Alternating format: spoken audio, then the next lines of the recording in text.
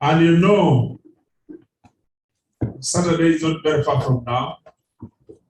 And when this happens, there are challenges and responsibilities that we have as citizens of Uganda. And we're going to understand and reflect on the foundation of security as the basis for the involvement of any country. Very shortly, we shall be inviting the Secretary General and his team. The invited guests who are already in the Secretary General's office. We encourage you as young people to listen in, ask questions so that you may appreciate, you may be able to guide those who are online. And even those who are online, they are very free to send in their own questions online. Where time allows, they will be responded to. We also expect you people who come here, at the end of these sessions, either through a piece of paper you write, want to get ideas and propositions on how best you think this clinic could be improved. We have already got invitations from various institutions of higher learning, people wanting us to go and conduct clinics in the respective institutions. The Secretary General is going to be considering it, and then he'll guide us on how best it's going to be done. But if you have any propositions, any individuals, any topics that you want to be addressed, any challenges that must be answered, when you are in your respective areas, you don't have the answers, then NRM will provide answers for you. But the only challenge we have is that some people don't want to participate. So I want to take this opportunity to welcome the young people, especially for coming to participate in this clinic. We shall be beginning shortly. Well, we shall be beginning shortly. When the technical people are ready, you should let me know so that we can usher in the team from the other side. In how many minutes? We are okay. We're okay. We're on. We are fine. We are fine. We are streaming already? Yes. Okay, may I call the Secretary General. Get us a hot number which will be on when the Secretary General is arriving.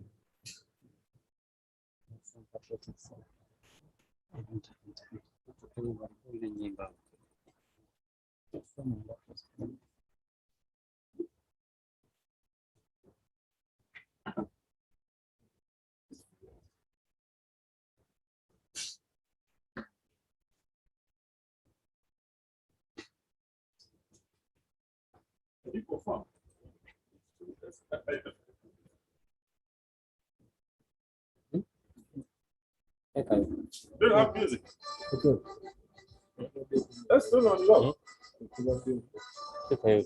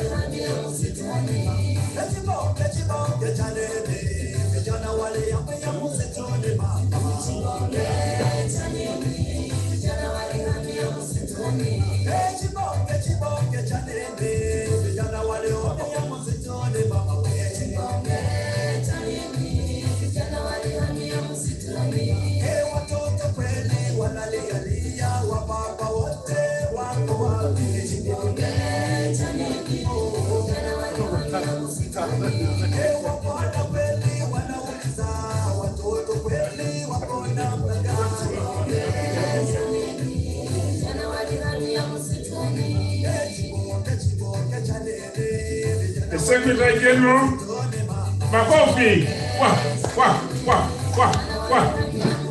The Secretary General, with our invited guests, they are arriving.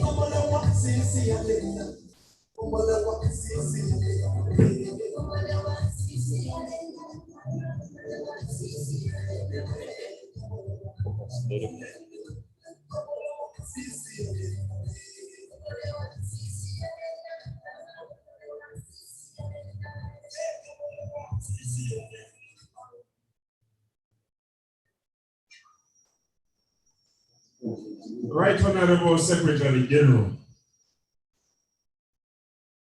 our invited guests, the young and old patriots that we have together here, I want to take this opportunity to welcome everybody to this fourth clinic, ideological clinic by the National Resistance Movement Secretariat.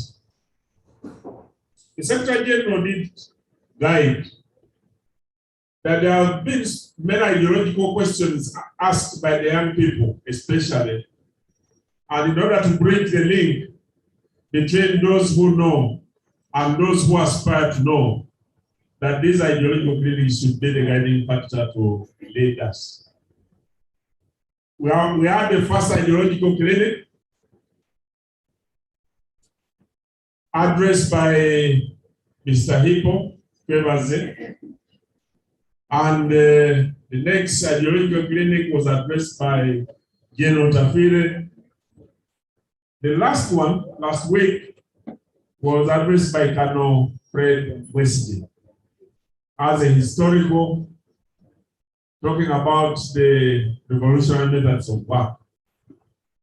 We are now here for the fourth ideological meeting, in which those who have been in the heat of things should help us to appreciate what the challenges are and what is it that we need. And specifically this one is coinciding with the commemoration of the 59th independence anniversary. You have heard people talking so many things about independence. I want Mr. Secretary General, right on that, I want to seek your indulgence that if time comes and you're not seeing me around, it will be because of ill health, because I must get to see a doctor. But where duty calls, we have to be here in order to flag it up. But want to thank you very much for the guidance and wisdom that you have provided, and that has brought us this far. Want to welcome the young people. The young people, put up your hands.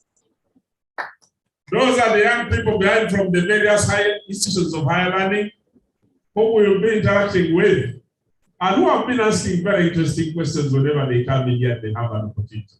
We have a very big audience online that is streaming with us, and we also have a very big audience on the television. UBC, NBS, and other media houses are covering us live for the first time. And this is something that we're experimenting in order to find out how future clinics could be conducted, in order to expand the spectrum and the number of people who are going to be participating. With these few remarks, I want to take this opportunity to invite the Right Honorable Secretary General so that you can flag it off and introduce our guests tonight and give them an opportunity to do their presentation while the audience listens attentively. If you have anything that you want to ask, please note it down. When the time for questions comes, you put up your hand. Don't interrupt, don't shout, don't boo. But you can clap if you have liked something that has been mentioned. Let us maintain the discipline, because it's a through discipline that we come this far. With these few remarks, I'll take this opportunity to welcome you, Right Honorable Secretary.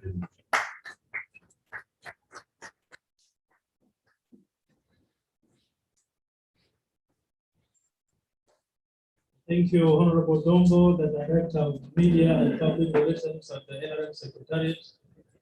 Good afternoon, ladies and gentlemen, and dear friends. We welcome you to the NRM Secretariat this afternoon as we continue with our weekly ideological lectures. We initiated these lectures because we realized we needed to keep in touch with the many young people around the country and many of our members who might need a bit of reorientation. And so when we started this, at the beginning, it was like a discussion.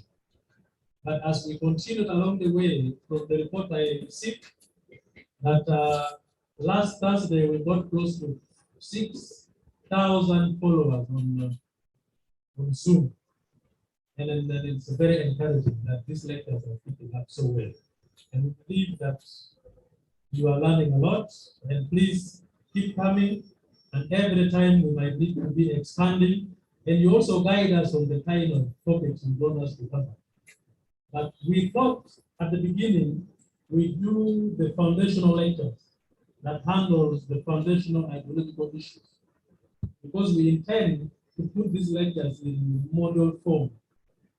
The first module will look at the foundational knowledge that handles ideological issues. The second, we might be moving to policy issues. And then the third, we shall be moving to implementations of our policies as a party in government. And then the last module will look at evaluation and oversight roles that we should all play at our different levels. So this afternoon, we are blessed to have been joined by very senior comrades. I'd like to start by recognizing the presence of Brigadier Mwesije. Brigadier Mwesije, I'm sure you all know him, those who have been attending ideological lectures. He's the director of the Patriotism Secretariat in the Office of the President. Mainly, he's here today to greet you and share with you briefly at the end of the presentation, but also he's here to book the day for his lecture. And we are going to give him a whole Thursday, most likely, Director, hopefully next Thursday, if he's ready with his paper, we want to have a whole day to himself to come and talk to the young people about mindset change and ideological clarity. We have the Directorate of UPDF, which is represented by none other than Colonel Rokogota, is here in this capacity, but also to represent General Masiko. And I believe he's going to give us the first presentation as we wait for the second presenter from Uganda Police Force. We picked on security as a theme for today because we realized that as we celebrate the 59th anniversary of our independence, the issue of security keeps coming up. And many of us, we believe that when we talk of security, we want to look at men in uniform as the guarantors of our security. But if you study deeper the subject of security, you will realize that anything that touches human nature, human life, touches on security. Issues to do with food insecurity, poverty, environment, epidemics, even poor leadership. All those are subjects of security. But for this afternoon, we are zeroing the subjects to the perspective of defense, stability, and civil-military relations. And then the second presentation will be on maintenance of law and order for the perspective of community policing.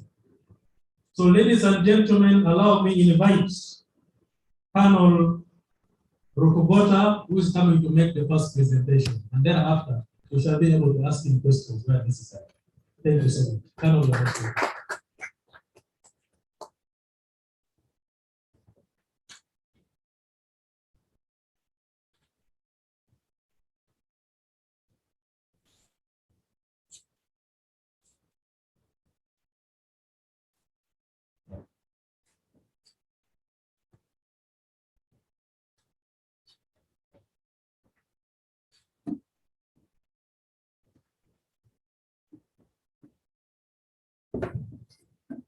Right Honorable Secretary General, sir, General Westje, sir, Honorable Tadong, and our distinguished comrades, patriots, who are here this evening for this ideological clinic. I am Colonel Okey Rokobota. I'm Director of Historical Sites and Monuments within the UPDF, and I'm also the UPDF diarist.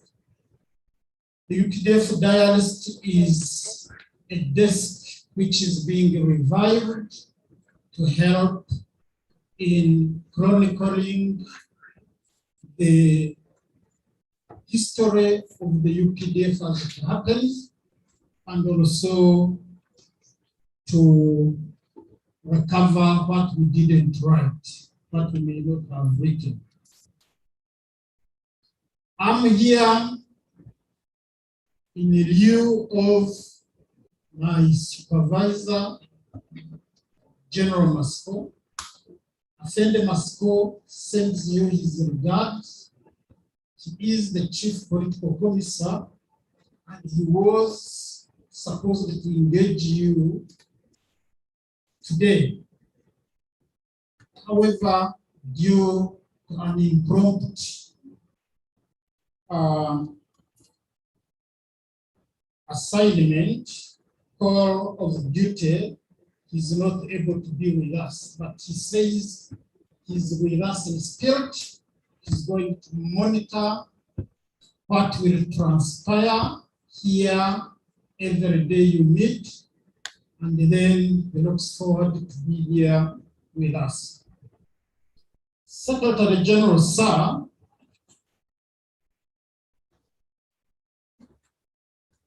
there is always concerns by our youth and sometimes by us ourselves as to where ideological clarity comes from.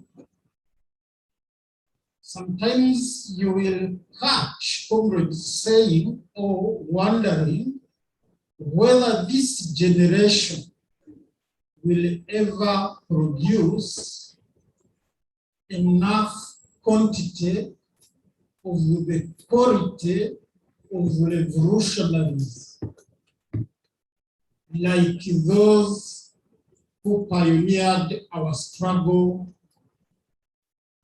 the Fronasa pioneers, the heroic struggles which they conducted under very, very tough situations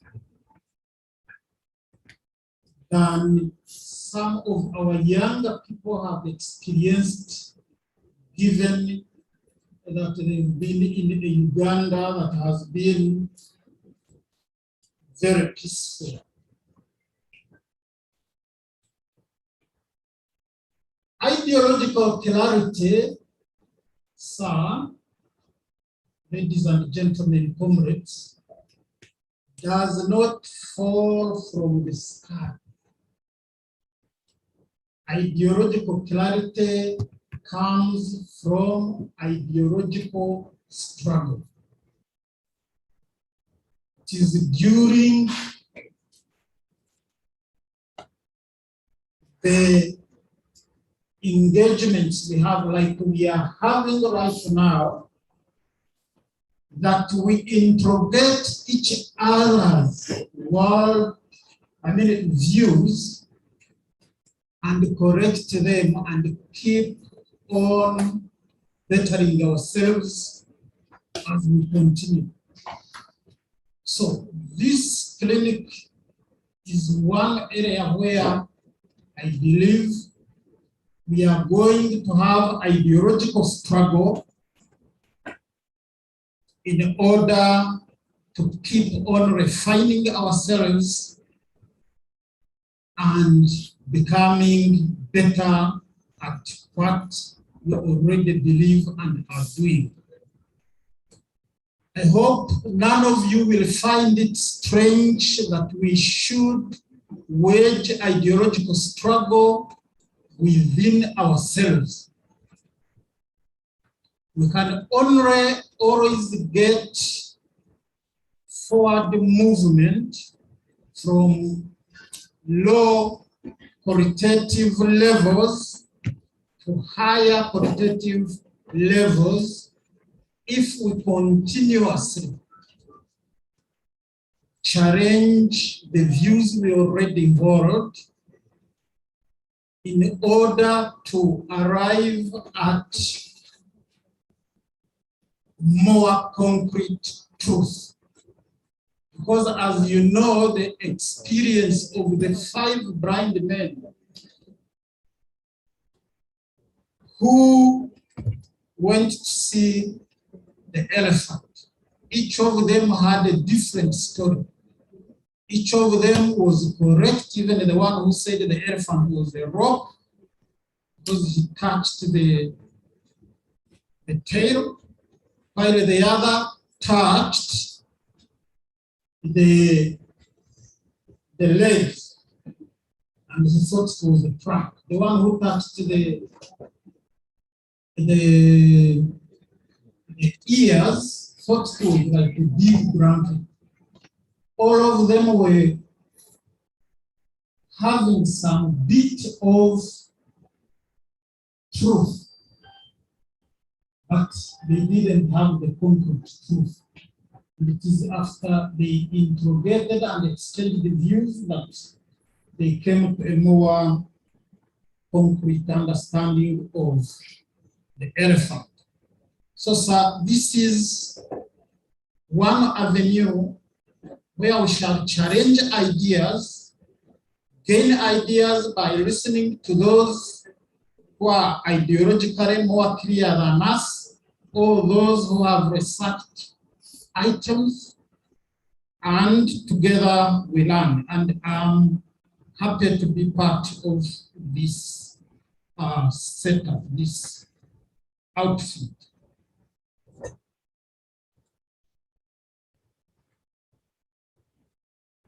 My subject this evening is about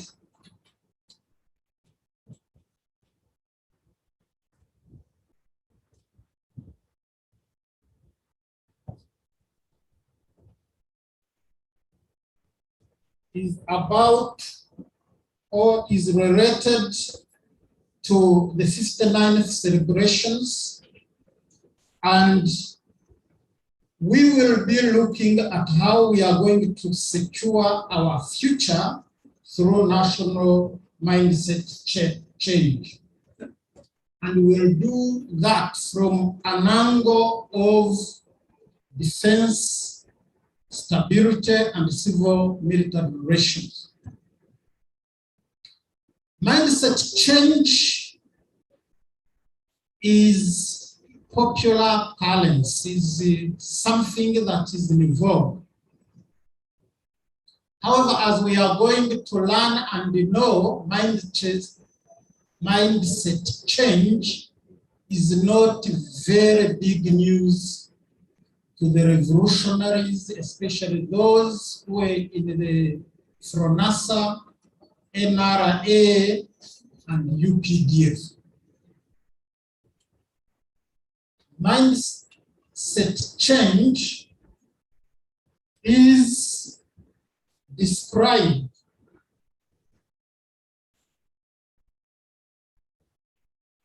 as the views one holds.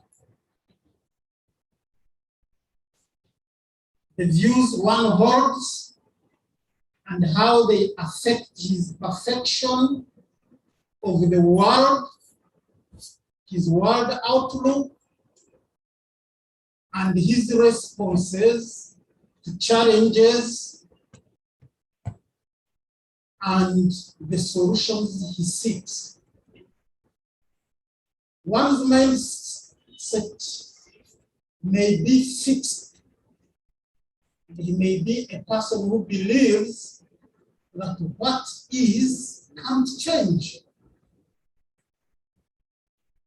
However, there are those who have mindsets that are dynamic, and they believe that everything is in continuous change.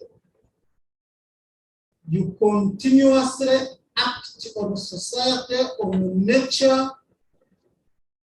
as it acts on you, and the impact you make also makes an impact on you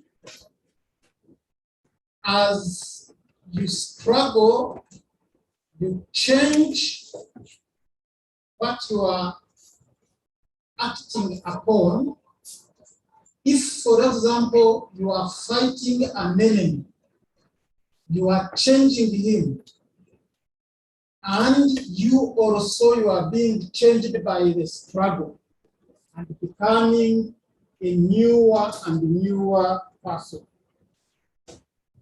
The mindset change which is fixed is dangerous, because that kind of mindset change can't allow somebody to stand up, rise to the occasion, and challenge what is wrong or bad, or defend what is right. So he will tend to be what we call the afandimo. Things happen and you are not changing them, and you give up, you resign to fate. Whereas a dynamic change, a dynamic mindset is one which is perpetually, continuously seeking to change the good to better. You know the Kaizen principle. Perpetually trying to change the bad to be good, trying to find solutions. And we have succeeded, we in the UPDF, because our commander-in-chief has consistently taught us and impressed on us that the human being, so long as he has a right cause and has studied his situation concretely and is proceeding from a selfless position and is imbued with correct ideology and discipline, a person is bound to change circumstances for the better.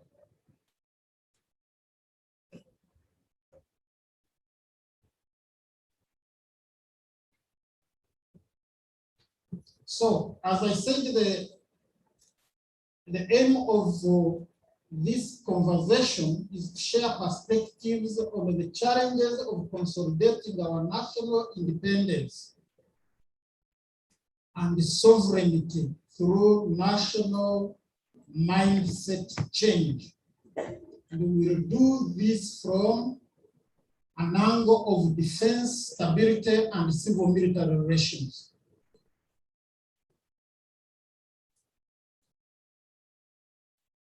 Another area we are going to look at is parties' security and what is defense.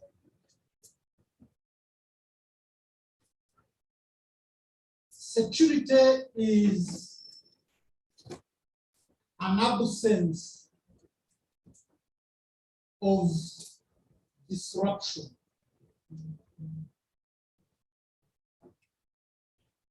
That's the way I perceive it. When there is no undue interference, it can be psychological security, it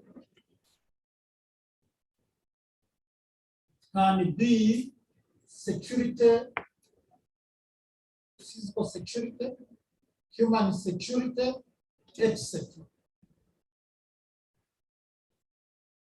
So it is the ability to manage favorably, effectively threats to one's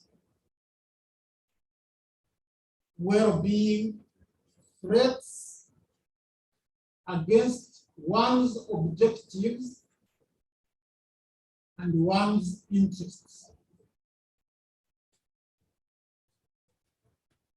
So a secure situation is a situation where threats are effectively handled, because threats are always there.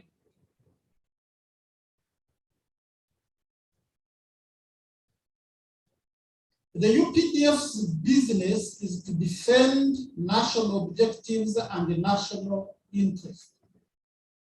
That also presupposes that national objectives and the national interests are perpetually under threat. And that, as Mzee has always told us, if you have a good thing you are pursuing, you must have a spear. Otherwise, some other elements will disrupt it and you will not succeed. If you want to make a family, you will first know whether your family will be in a secure environment where you can raise children. If animals want to mate, they first defeat all rivals in their area of jurisdiction so that there is no undue interference in procreativity, in the process, in their process or effort to procreate. At a national strategic level and operational level, many threats to national objectives and national interests crop up. However, broadly speaking, we should look at the most important challenge that faces our generation. The most important challenge which defines this generation's historical mission. And that challenge is the challenge of ensuring strategic security of Uganda. And we can't have strategic security of Uganda without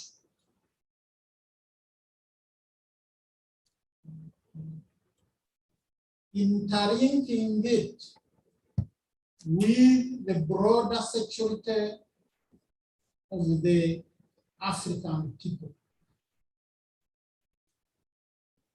The strategic security of Ugandans is interlinked with the security of all our African brothers.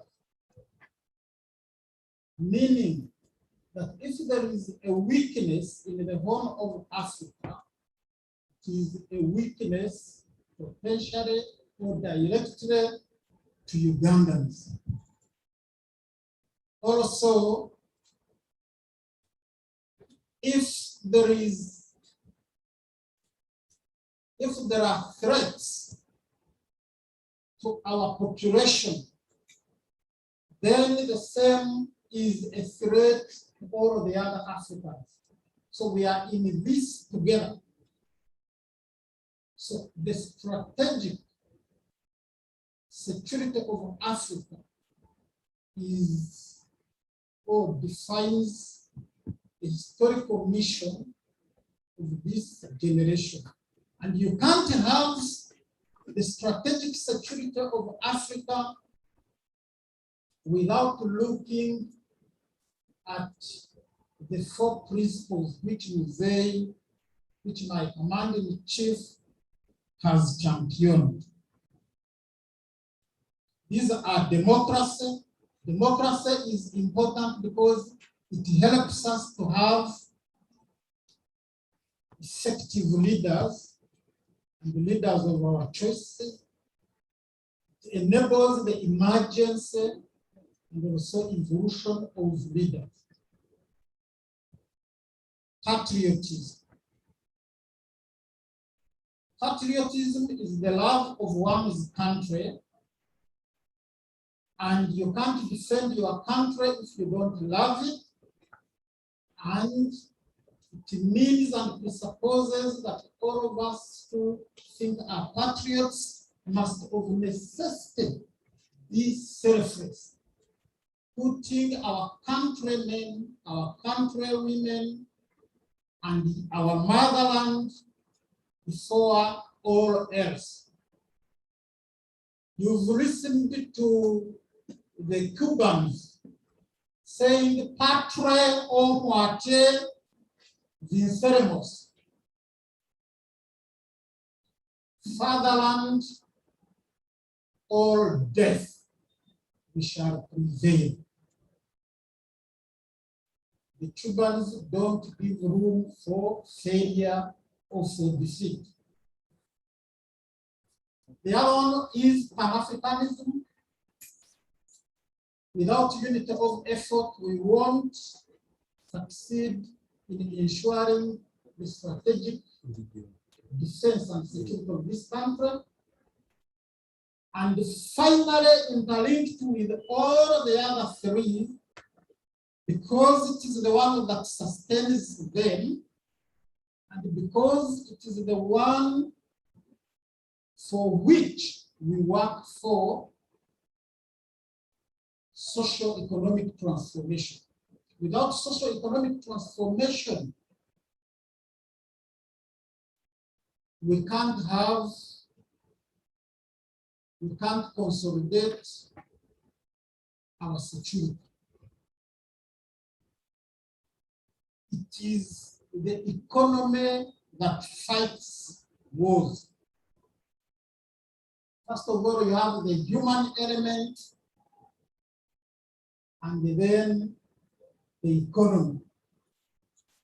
And each work together, sustain each, to make sure that we progress. So it is as important for us to have socio-economic transformation so that it helps us have more capability to defend our country and Africa. And as much as we develop socio-economically, then we become the more vulnerable for the aggressive predatory forces in the outside world who would love to disrupt and plunder our resources. And in a conclusion of this aspect of my presentation, we are struggling to have or to achieve and accomplish our historical mission in the way of our predecessors 500 years ago, who failed to rise to the occasion and failed to mobilize themselves like other countries like China were doing. Because of several reasons, we succumbed to foreign predatory forces, and the slave trade started. And after we had been sufficiently weakened, it was time for colonialism. And thus, we lost our sovereignty. Sovereignty is about reigning or ruling, dominating a specific geographical space as your own country, a space which becomes your country and in which you establish a state to enable you reign, rule, dominate, impose your will.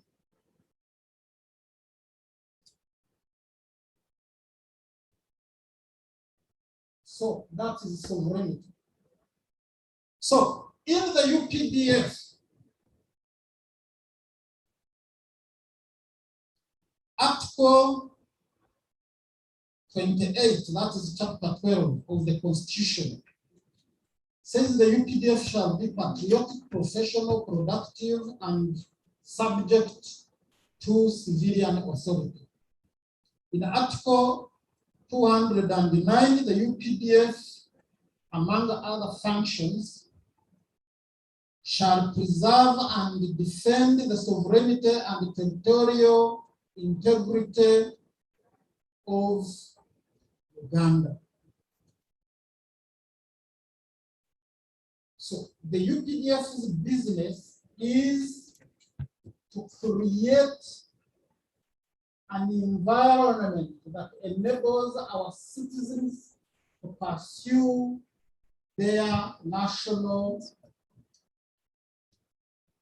interest and the national objectives as spelled out in the Constitution, in the directive principles of national policy, which all of you are well acquainted with.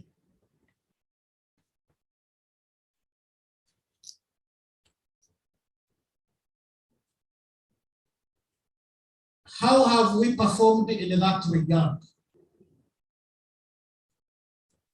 The UPDF has managed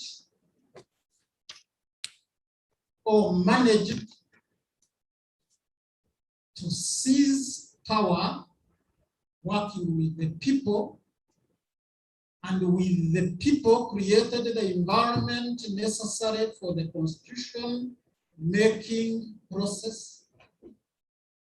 And the NRA UPDF thereafter worked itself out of the roles of governance that was conducting, and so to say, allowed for itself to be subject to civil authority as the Constitution had spelled out. So that was a big landmark achievement, because thereafter, the people of Uganda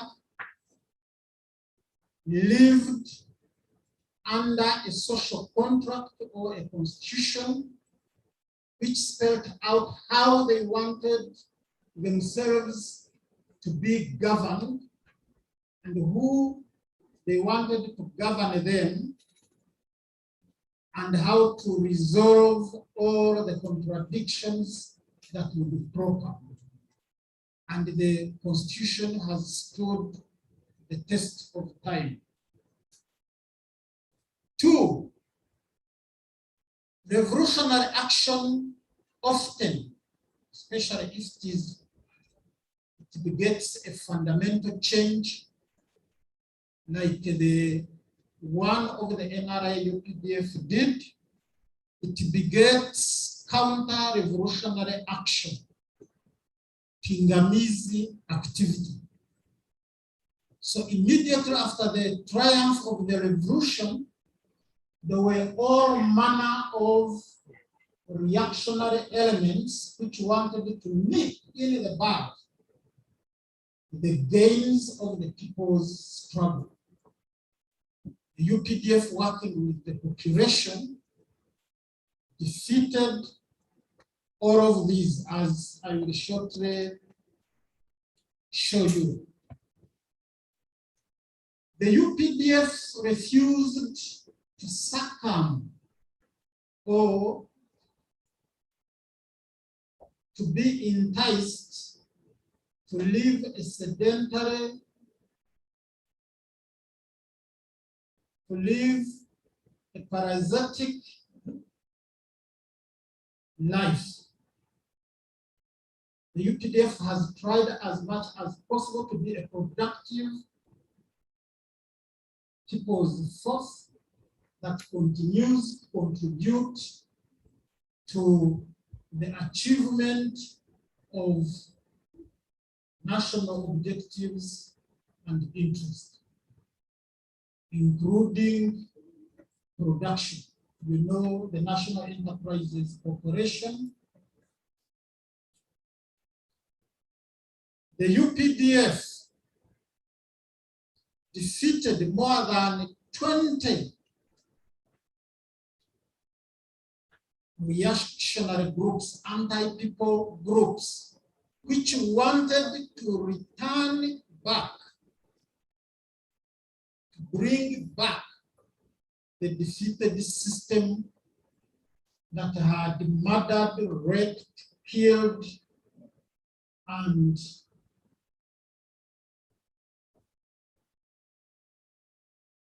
destroyed our country.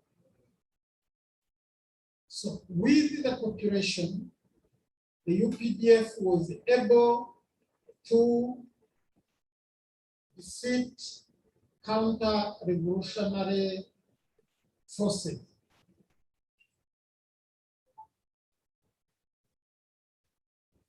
There is something which is not well chronicled, which is not much talked about. It is the role of our commander-in-chief, the role of the UPDF and other civilian cadre, led by His Excellency the President, our commander-in-chief, to educate and sensitize the masses of our people on how to detect subversive elements, particularly on how to detect dictatorial tendencies. It's amazing. You can't find it anywhere that a commander-in-chief who is a president could teach millions of Ugandans on how to fight dictatorship, how to detect dictatorship, how to detect and subdue anti-people forces. I salute our president for that. And to me, whatever the challenges we've had, this has shown as one of the biggest manifestation of the good intentions of the commander-in-chief for this country for posterity.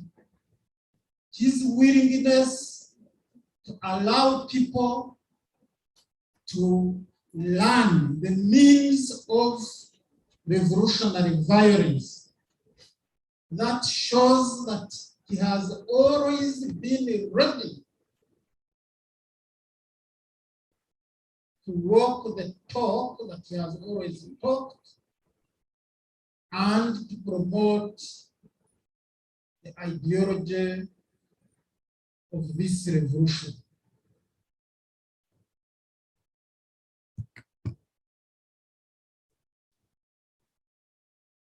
You want me to talk about civil-military relations. Civil-military relations are what they say.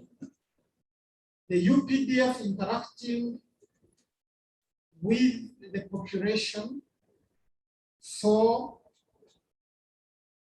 given purposes. Some people have tended to see this as something that only happens when there is a calamity or when there is insecurity. Not so. Also, we ourselves, I would love my leadership and we ourselves of the UPDF to reconsider what we've been saying, that we have a strategic relationship or partnership with you, our civilian brothers, sisters, and parents. I think that's an understatement of saying that we have a strategic partnership or relationship. The truth is that the UPDF is one with the people inseparably. UPDF is the same with the people. I can narrate incidents that confirm that statement. Whenever there is insecurity, our civilian populations are very eager to join the combat and voluntarily. Very eager to join the combat and voluntarily.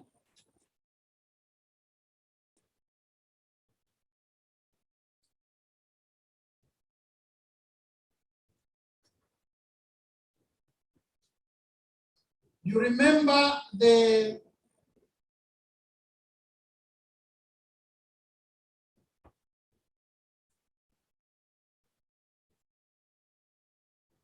Arrow Boys, the Amuka,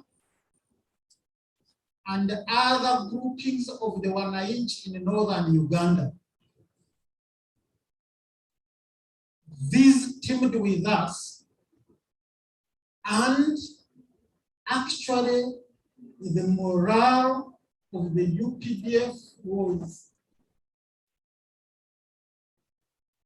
enhanced to amazing levels because of the civilians in northern Uganda teaming up with us and hunting down the counter-revolutionary elements of the LRA until they were defeated. In West Nile, in 1996 or 7, when the Juma Oris rebels entered in West Nile, the people of West Nile rose up. I remember particularly my friend, Lieutenant Colonel Michael Gear, who was later to die in action around the Pakwachini, the park, as he was traveling from Kampala. He led the people of West Nile and they defeated that nuisance. And the others were forced to surrender and give up. The Karamajong, since time immemorial,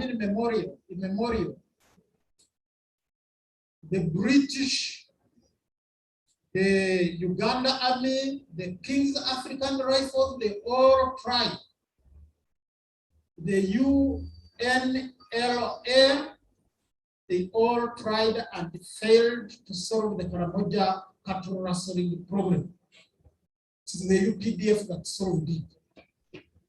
Don't look at that few skirmishes that were there recently.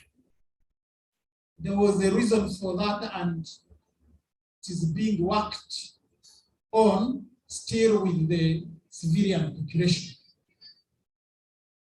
The whole spirit movement of Alice Lakwena. The people of northern Uganda denied those goons operational space, and actually when you were seeing Alice Lakwena coming to Lango, Teso, and areas of Busoga, he was actually making a retreat. And the Ugandans in Waibuga, in Busoga, finally arrested Kano Chirama, who was one of the top leaders of the Holy Spirit movement, and the rebellion was defeated. In Uganda, you remember Chikomeko, Major Chikomeko, Sendiabane, Itongo, who denied him operational space. He was finished. And you know many others like Chirimutu. You know the ADF, its activities in Uganda, in Kampala and in Usoga. Our countrymen in the Midwest, Unyoro region, you know what, they denied the operational space to the ADF. You know what happened in Usoriko, the massacre. Our great people of the Rwenzori Mountains, like other great people of Uganda, I always tell people that for anybody to be dislodged from Mount Rwenzori, then they should give up any struggle they are attempting. Because if you can lose ground in the Rwenzori, which I climbed and briefly operated into, and you are driven out, then it means the UPDF, supported by the people, is an indomitable, is a force you can't defeat. You don't know, but the people of Southwest Uganda have made big contributions. Security and pardon. You don't know the people in Busia, the contributions they've done. And it is when the enemies of Uganda look at all of this, they tremble. And they leave Uganda at that, because one of the instruments are the sources of national power, which is the morale of the people to be willing to fight, is for us in the UPDF, the most critical. The people's support of our efforts, they are being with us, they are being one with us, is the greatest strength we have. So apart from that, I will not, what do I tell you? You've seen the UPDF projecting its power across borders and increasing its operational reach to support Africans, especially in this region. Of course, there was Monrovia. You don't know how people who were in the MK is Omukonto Wesizo, who were trained by the UPDF, thanks to the great leadership and foresight of our president.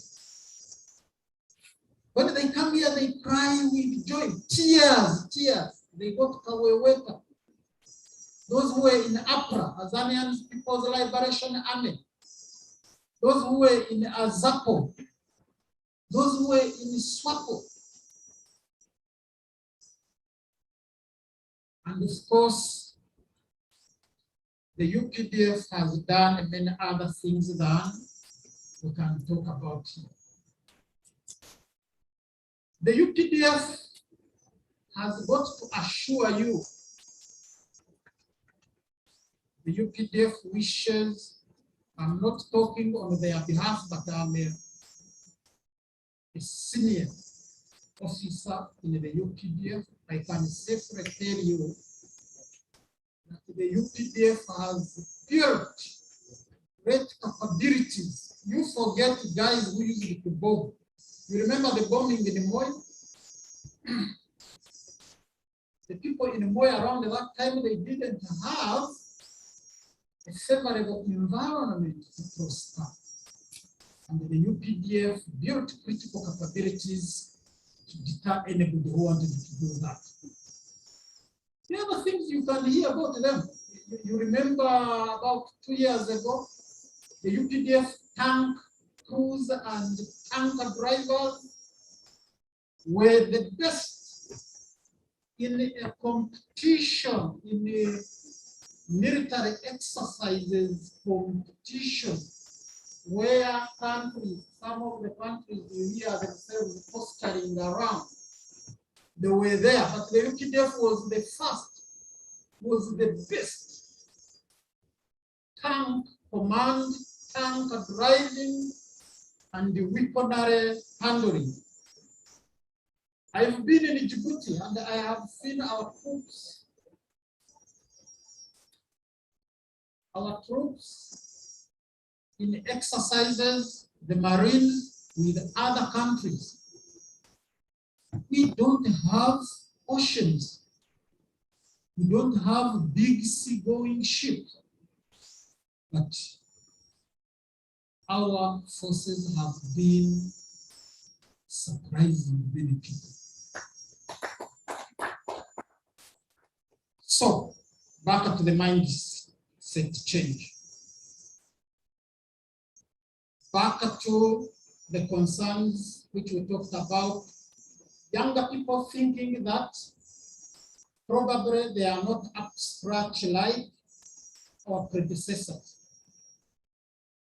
Mine is 50-50. It is yes and no. The downside of this generation mainly is that you aren't reading. You are not reading. You are not reading. A few of you are serious readers, but the majority of you read tidbits, scraps on social media, and you don't read comprehensively. Yet, even me who doesn't think I read a lot, but people think I do read a lot, but when I compare myself with my command-in-chief, when I compare myself with the late Afende Pecos, the late Afende Aronda, when I compare myself with most of our senior commanders, I believe I have to pull up. Reading. We don't read. For example, has any of you ever read Lenin's article called The State? It is an article, it is a lecture which he made to students of Sevedorov University in Moscow. It is such a great item that I would love you to search for it because it is online. Why? Because it does not only describe one of the very key concepts in the revolutionary effort, the state, but he also spares time to teach younger revolutionaries on how to read difficult revolutionary works. So, the mindset of some of you needs to change regarding books. However much you will come here and listen to people talking to you, because me, for example, that article, I read it when I was in senior 2. And it is a fairly different article. Now, it will mean that I made several other readings by the time I joined the NRA in 1985. So, the mindset change that you need is your attitude to books. Reading WhatsApp, small things, etc. is great. Thank you. Get books and read books. Otherwise, you will remain at the receiving end of information. Then, of course, when you read the books, when you get revolutionary theory, you must live it in practice. Practice is primary. Revolutionary theory is secondary. But you can't practice revolution if you are not guided by revolutionary theory. It is from revolutionary theory that you can arrive at correct ideology. Because you have a big bank of experience from other people, from the many books you've read, and both empirical, etc.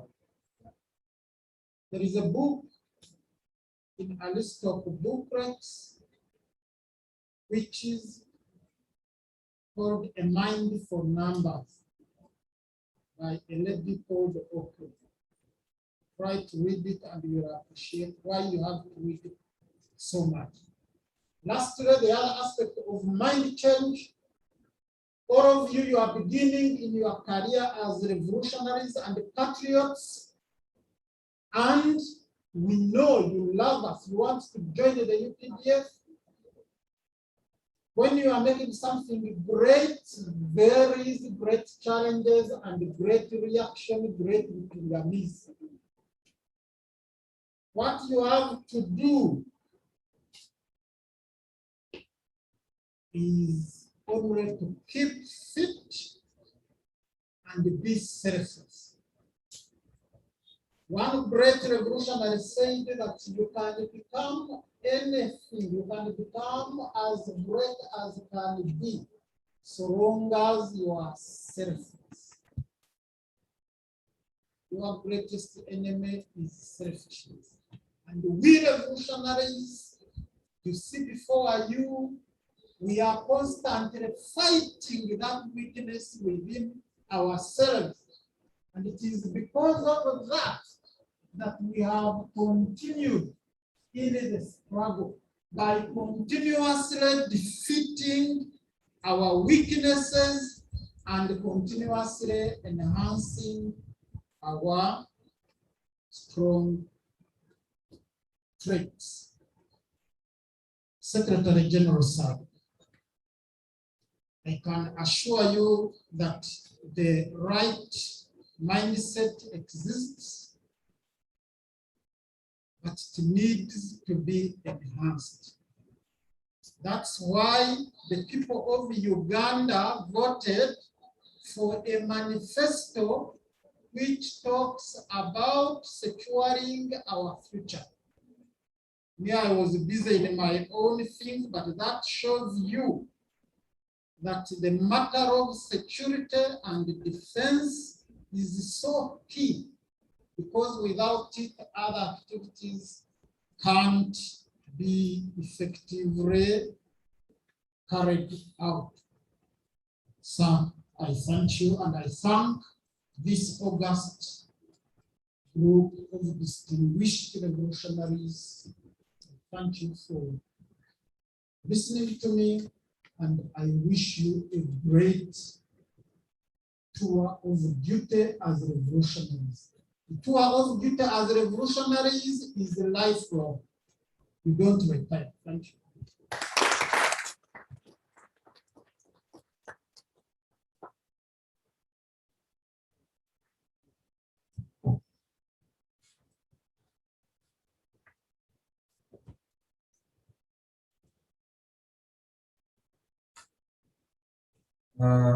Because we don't want to waste a lot of time, I would like to thank Colonel K. Ukogota. That's perfect presentation. He never told you he's a journalist and one of the founder members of the publication of the Tenerife Center of the UPD. One, thank you very much. We shall be taking the questions at the end, but allow me, without wasting time, to invite our next presenter, SCP Plaige Hillary, Acting Deputy Director, Chief Political Commissioner of the Ghana Police Force. You're welcome. And the group you're meeting, these are mainly younger people.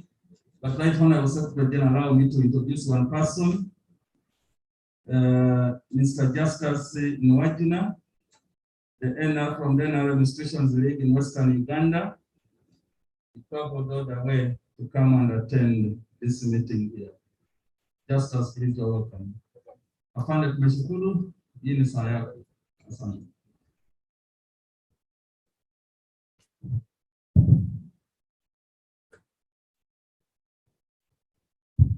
Thank you so much, the MC, the Secretary General. I may not go into protocol because one is came late, and may make some mistakes. But let me say protocol observed. I'm sorry, I must apologize. I came late.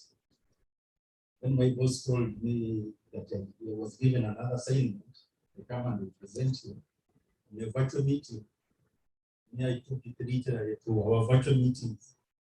So I got my cover, waited for the time, only to be told that you must be present. You have seen me rushing, but I'm happy that at least I managed to make it in time. Let me take this opportunity to thank one of the colonels who has made my work so easy that because as I was rushing, I was also following what was happening. So my work is easy. At the same time, I'm going to summarize mine because according to my watch is approaching a few times. don't want to be held responsible. Because when you call them and say, who told you today? So, as I said, my name is the Assistant Commissioner of Police, Acting Deputy Director, Chief Political Commissariat, Police, Uganda Police Force. I know you're expecting the Pandita Singe because he's my boss, but because he got another engagement, he told me to step in. So without wasting time, was assigned to talk about maintenance of law and order, perspective of community policing. And community policing directly falls under CPC. It's one of the departments under CPC. Community policing has been in Uganda for some time. If I can briefly explain what community, because I can't say that there is a definite or a clear definition of community policing. It depends on the society, it depends on the country, it depends on the culture. So you cannot get a clear definition of community policing. But as you hear the word, it is community policing. Policing from our usual policing work. One community, this is a group of people with common character, common culture, staying together. So when you bring the two words together, is doing police work in partnership with the community. It was introduced in Uganda way back in 1989. It gained momentum around 1994. So it has been there, but it was energized in 2011 with the introduction of the Nyenga model. Why was community policing seen as a modern way of policing? One, our numbers. Police numbers, much as we recruit almost every year, our numbers are still small.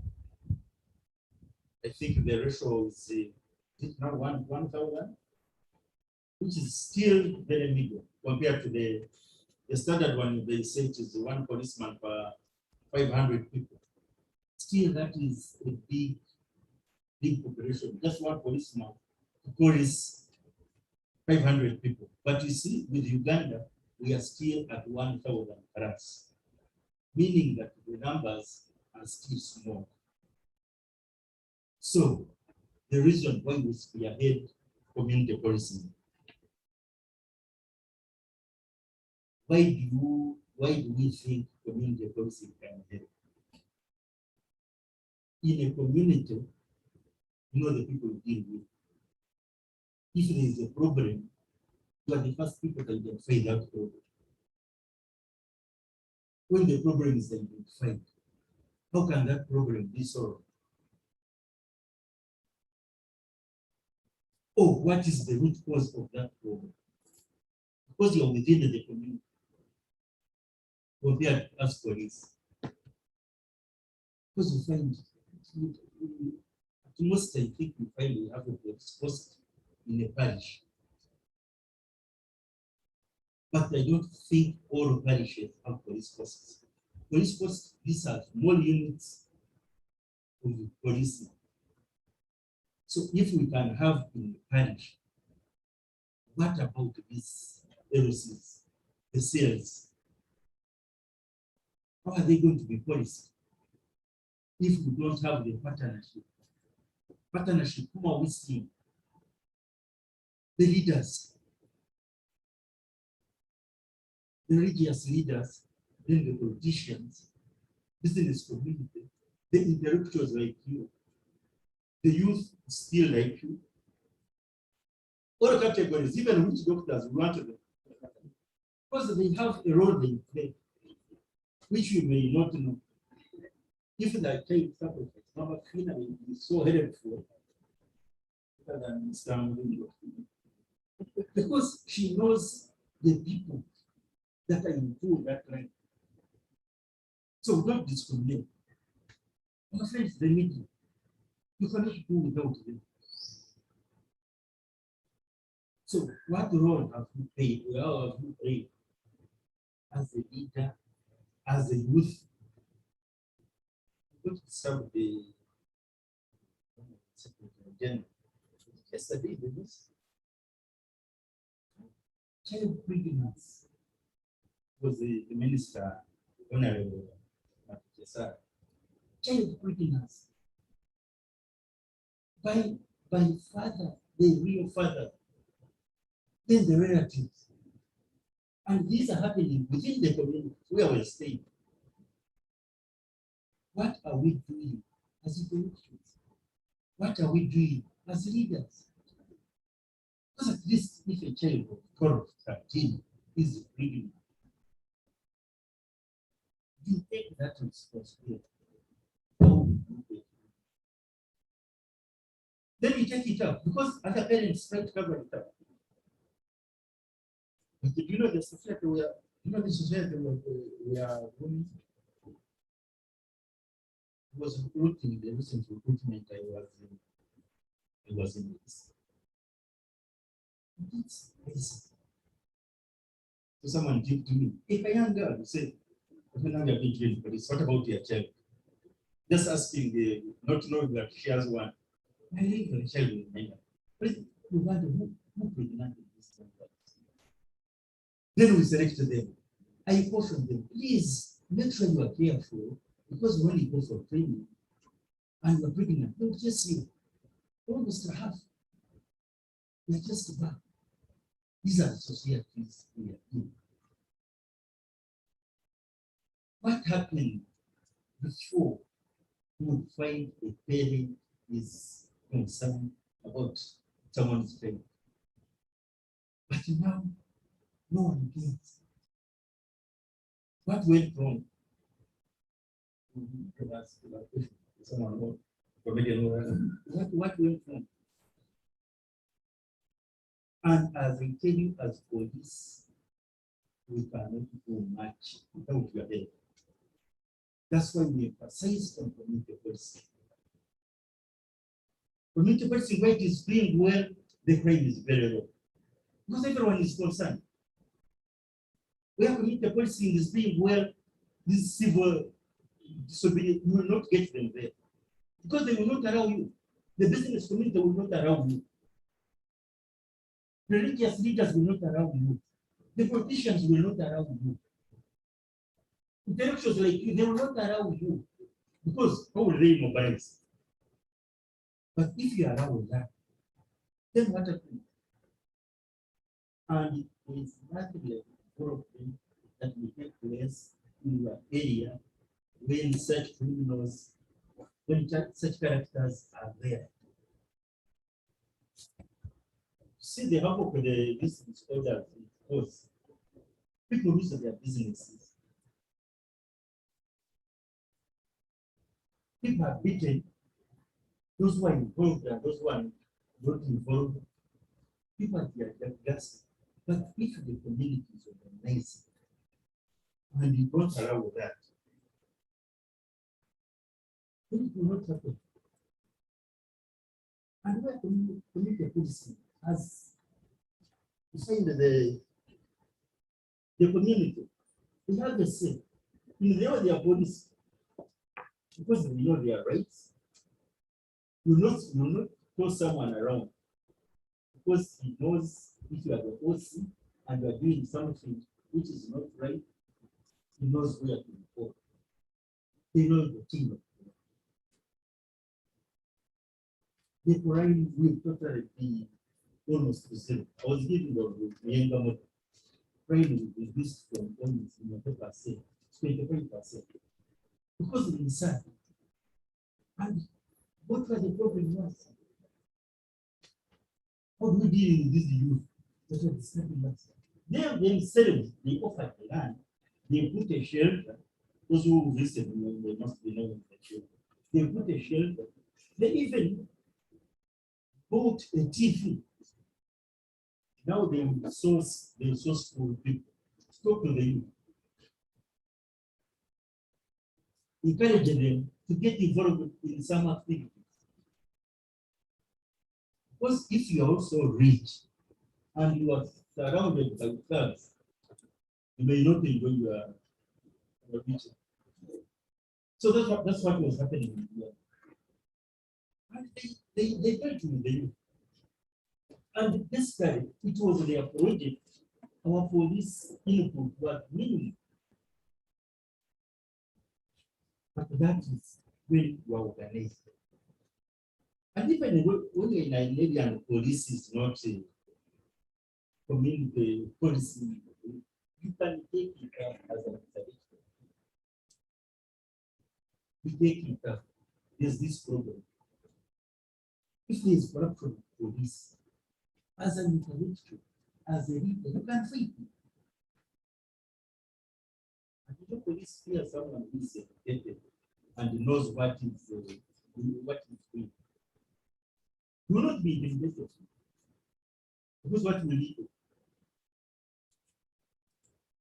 So now our eyes are in the directions.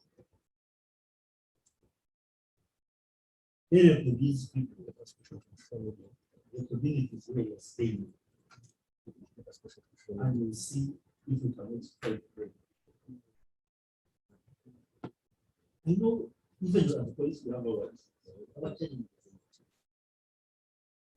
But this is the channel where we can address. We cannot fold our hands when things are not going the way. Because who will blame? Inspector General of Police, Executive the President, Secretary General of the Party, when it is just one individual, one policeman, it is being done. And why?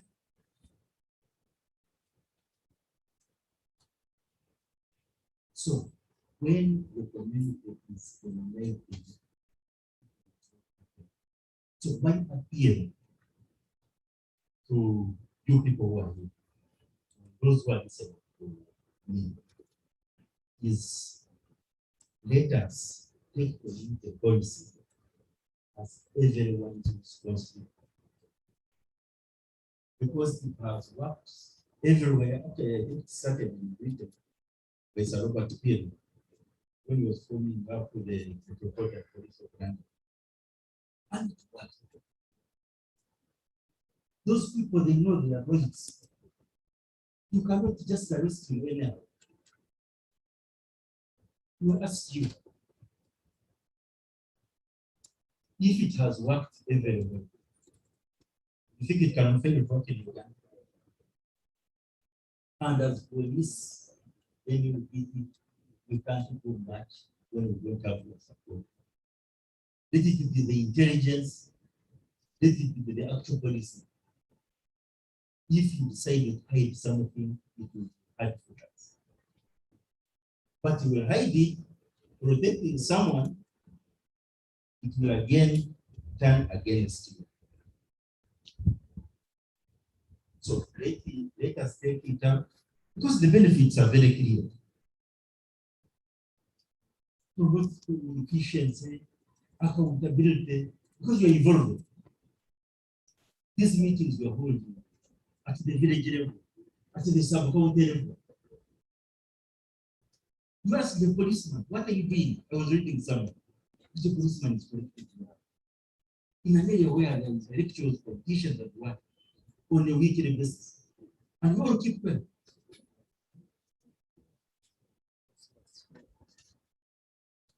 What can 1 or 2 policemen do to you as a community? Some communities have WhatsApp groups. What are we using these WhatsApp groups, as we say? What are we using them for? And we find they are vandalizing vehicles on a daily basis. And we have to operate ourselves. Because some of us policemen, we find our foot in an area. We got all we can advise for them. We are just there for people. When things go wrong, but some of you, have businesses there, have structures there, have so much interest there, and we allow insecurity to happen. So please, let us work together and improve the insecurity in our areas. Let us not see our girls. Lockdown has been long. What is happening is not nice. As I say, the percentage of the young girls getting pregnant is happening in the communities where we're staying. Let us encourage these patrols.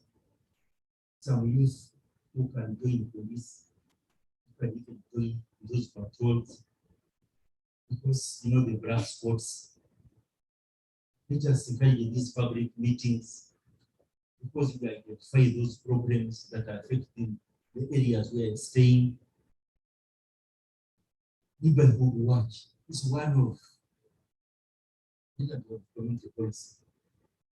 You try to know what happens if your neighbor is not around. And some funny movements around his house. Why don't you take interest? But you find some of you don't have even a clue what happened, but also station. So you have the one of the Secretary General and agent. Secretary General will call RDC, RDC will call RDC. Why can't we have a telephone number for the OC? It will be so easy. Big interest if there is a transfer. This is our new OC. OC, how are you? You did that rapport. Because the moment you call and the moment you call up and the casino, it will be late. Because you also got to know the area police, the also of that area. Our leaders, you know the people, do we know our neighbors?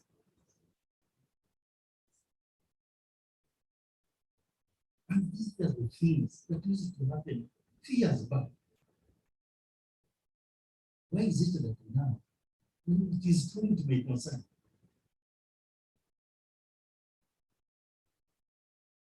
So let us help each other.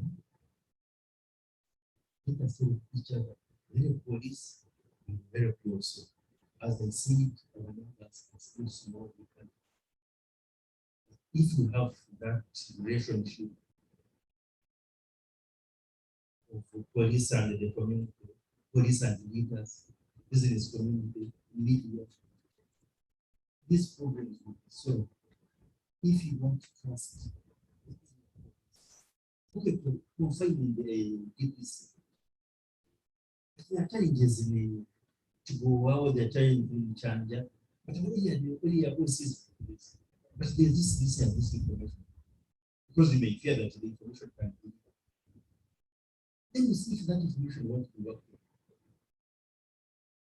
But if you are supported by the OC and say, I'm done with police, I still think police still has some good. If there's one who is bad, let us not give up. Let us not give up. Because this is the institution. And these are your brothers, these are your sisters, these are your parents. Of course, I need to also they can surround the police. But not this thing. So how can we improve when the police is not doing it? So that before we got because if the crime is free, if there is disobedience, we are going to scare investors, we are going to scare the tourists, and who is going to be affected? All of us. His Excellency has done his part. His team is helping him to do the there, but let us also help and becomes everyone's responsible. As I said, I came late and I'm told there are some people who are listening and here who want to ask some questions. Allow me to stop here but allow me to thank the organizers for always putting such a, because we get feedback, and it is this feedback that helps us to improve on our work. And feel free to ask any question. We shall not take it in bad faith, because I know you love us. Thank you so much.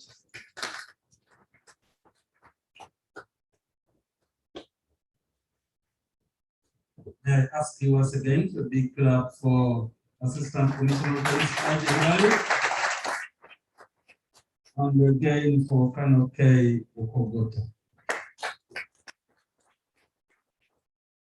Right on our Secretary General, we are going to take strictly 2 questions from you, because we are time back, but there are also 2 other concerns from those who are watching us virtually. Akek Barbara, we have received your message, and you said it is true UPDF are so friendly to everyone and it's a very big achievement. Congratulations to Commander-in-Chief and President of this country. Your message has reached.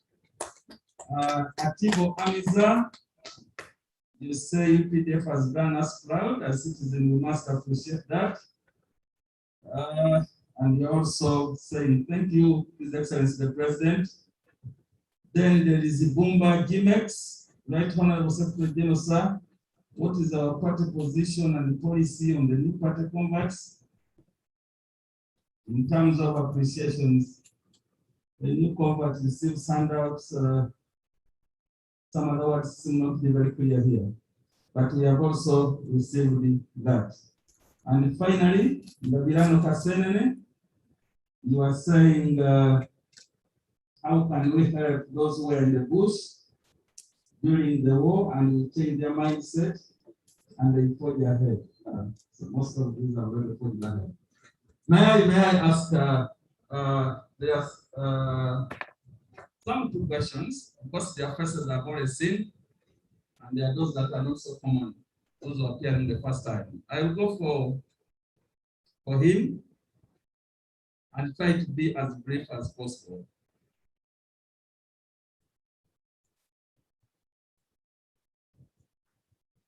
Yes, we move faster.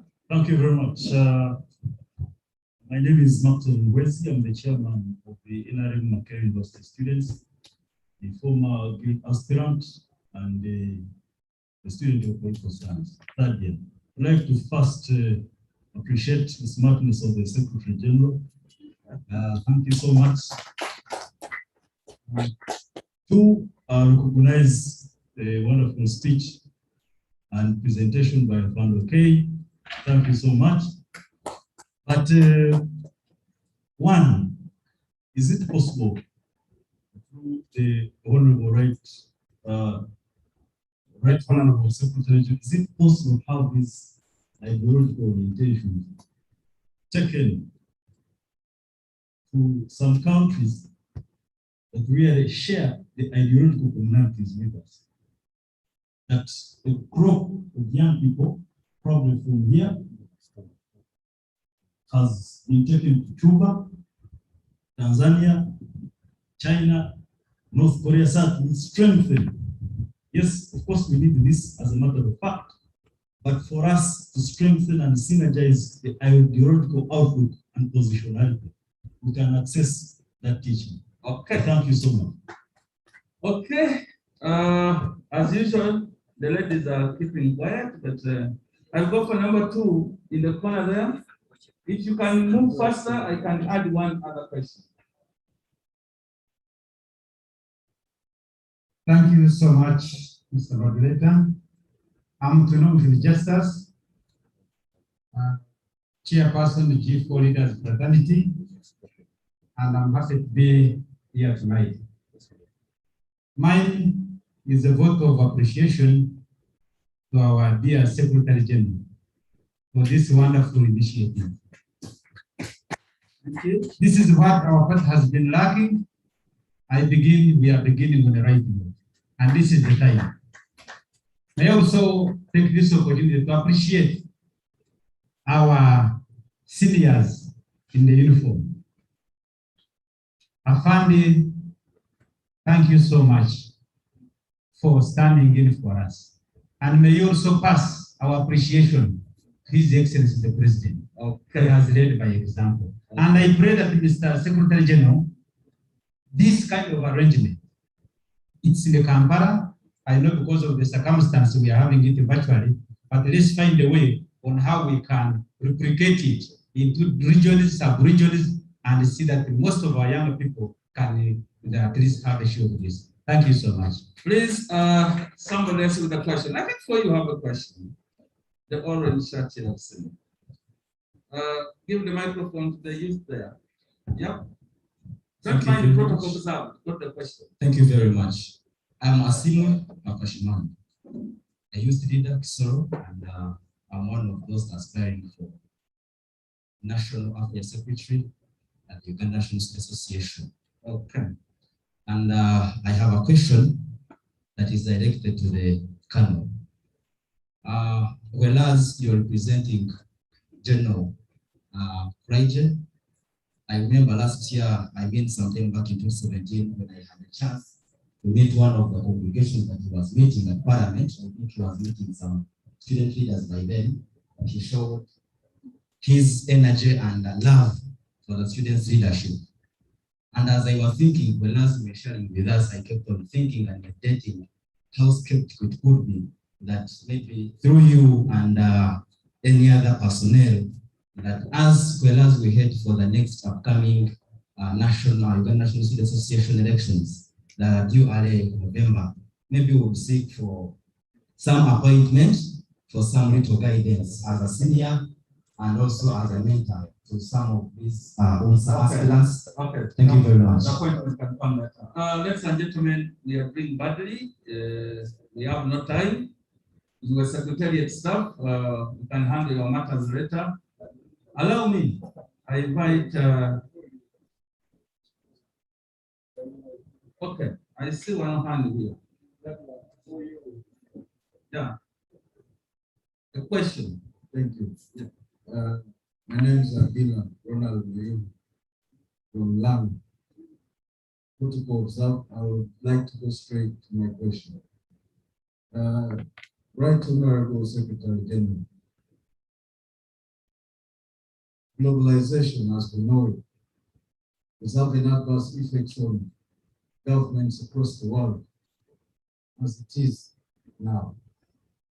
What strategies does the party have in consolidating the effect and in consolidating and mitigating the effects of globalization on Uganda and on Africa? My question goes to the representative from the Patriotism Secretariat. Many young people over time have been trained and ideologically oriented during the many trainings. But I would like to say it is a little disappointing that that database has not been activated much in regard to community policy. I believe that the young people we have the greatest chance of achieving what could have not been achieved in the past, because it's for the first time in the history of Uganda that we have the most educated and most exposed generation of young people. And I believe if they are activated in time, we can be able to mitigate many risks of the future, thus securing our future, as the chairman and commander-in-chief has always preached. Thank you. Thank you very much. Colonel, did you have a question? That was, yes, I'll give you permission. You react to that one briefly.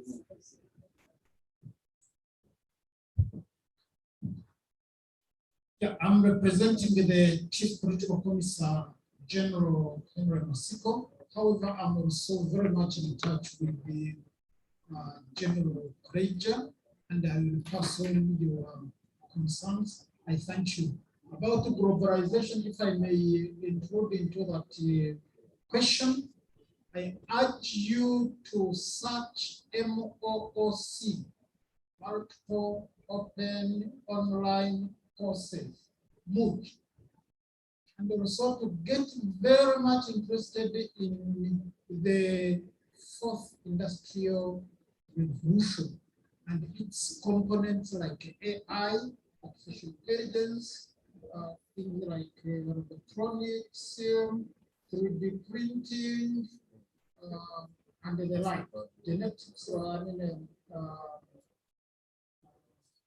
so that while you are doing what you are doing, you also learn other critical skills which you can combine with what you are studying, and you become a global employee. Thank you. I don't want to waste more time. I know the Brigadier General will be here next week. Permission has already been granted by the Lieutenant Secretary General, but we have kept him here for some time. Apparently, you didn't have a question. People understood you properly, or they never understood. But most likely they understood you properly. The Lieutenant Secretary General has given permission to invite you, General, briefly make some remarks, a few minutes, and then the Secretary General will wind up with our host, and this is his program.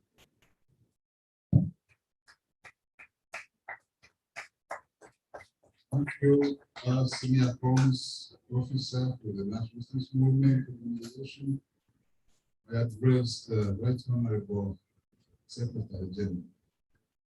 Salute you and comrades who are gathered here and those who are watching us through television and online.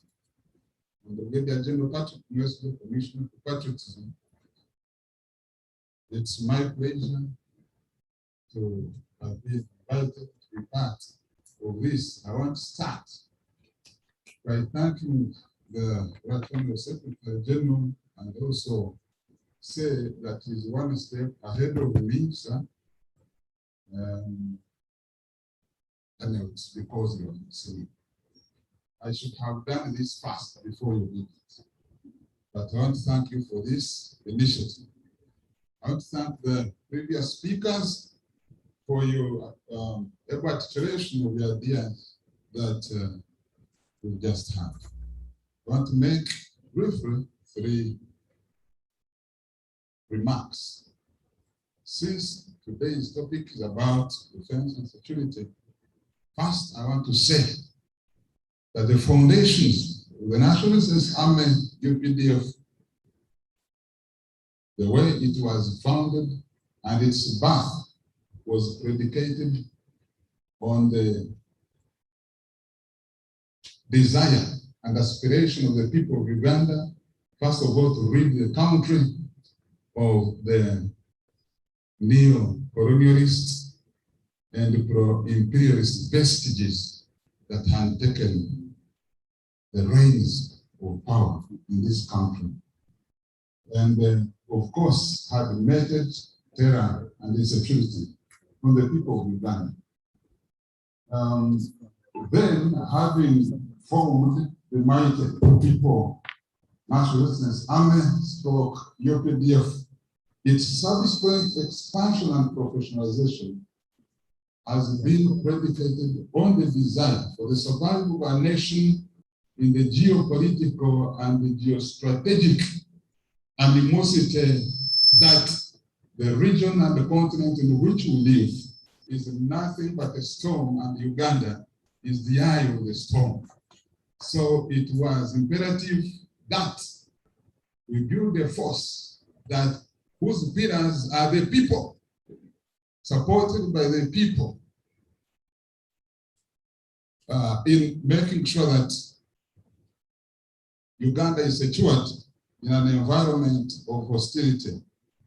And the previous speaker, Kamoke, has talked about that environment that we have been through when he narrated the various conflicts that we have had to overcome to make Uganda a total security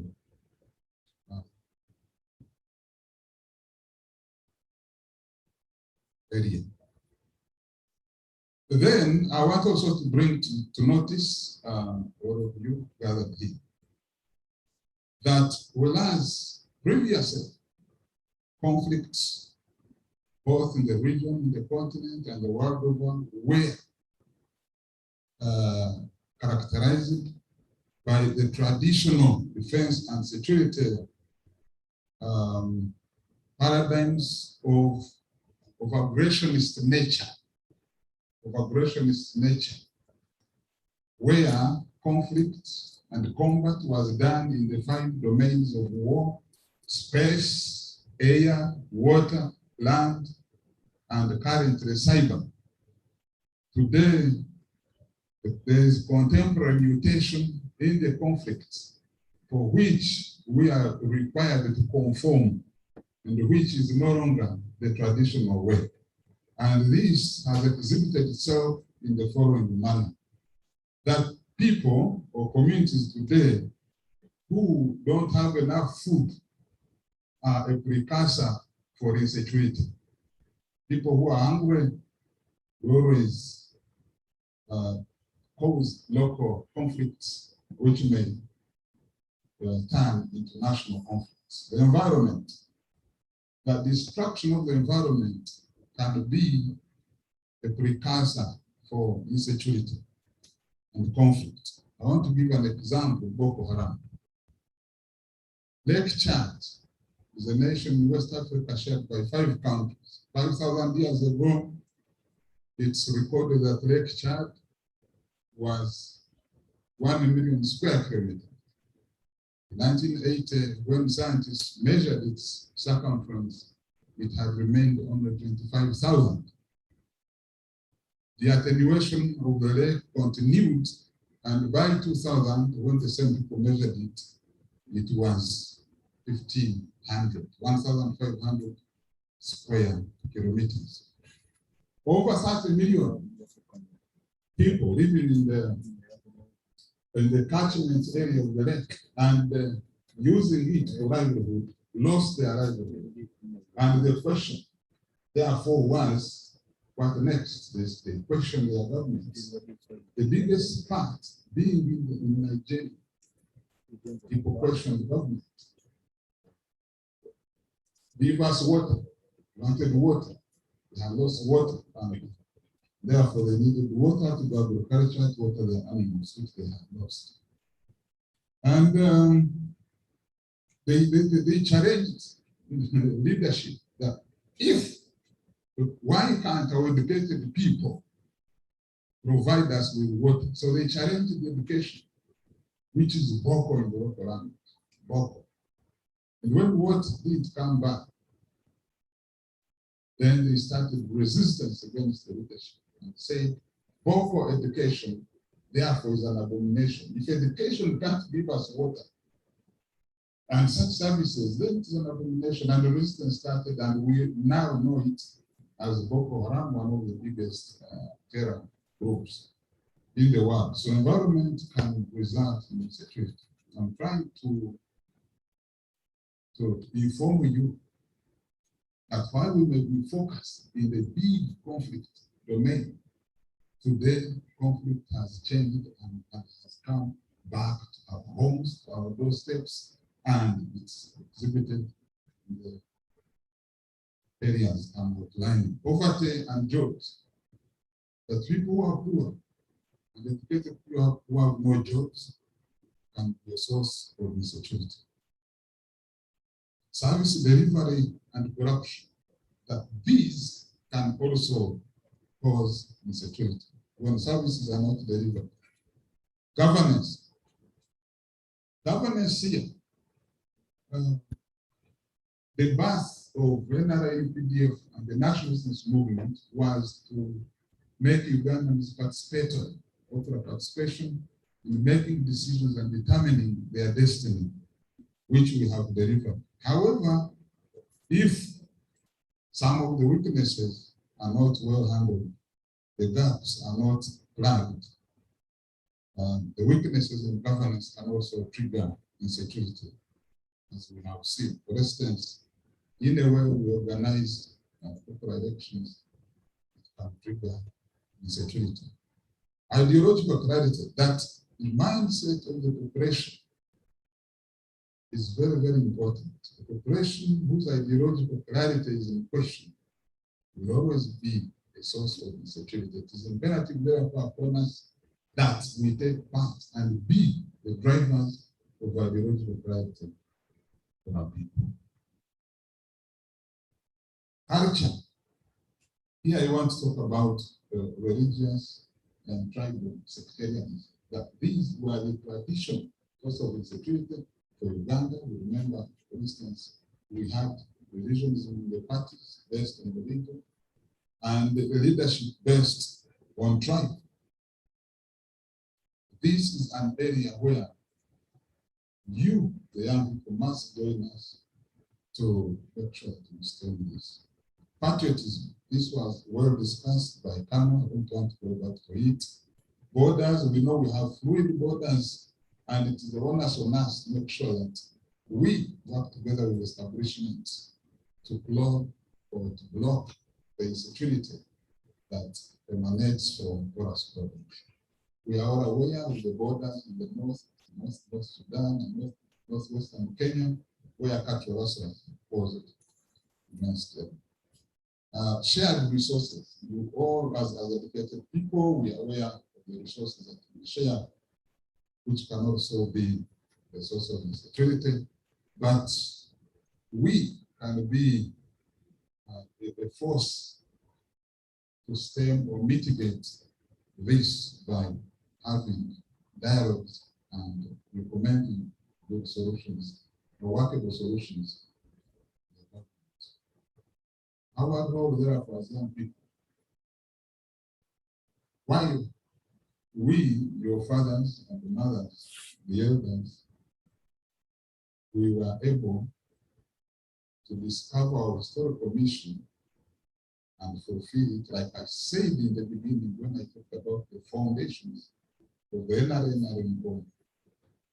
It is imperative upon you to study the economic, political, military environment and concretize the historical mission. And as the historical revolutionary Franz Fanon said in his book, The Legend of the Young, discover from opportunity your mission and fulfill it or betray it. When you betray it, you betray Ugandans. Ugandans will always look upon young people to provide solutions for the country. And I think this is your role. Restore, concretize your mission and understand it, and design strategy to achieve it for the betterment of the country and build on the foundations that we have put in place. What we should guard against are reactionary, sentimentalist, opinionated reactions that provide no solutions for the harmonized transformation and projection in the future of the world, of the global. Thank you very much for allowing me this few minutes. I'll be here next Thursday to talk about my own subject. Thank you. Somebody sent me a message on my phone to say you look alike. I don't know why he said thank you very much, General. We shall be looking forward to seeing you next week. I don't want to waste any time. I want to invite the Right Honorable Secretary General to make the closing remarks.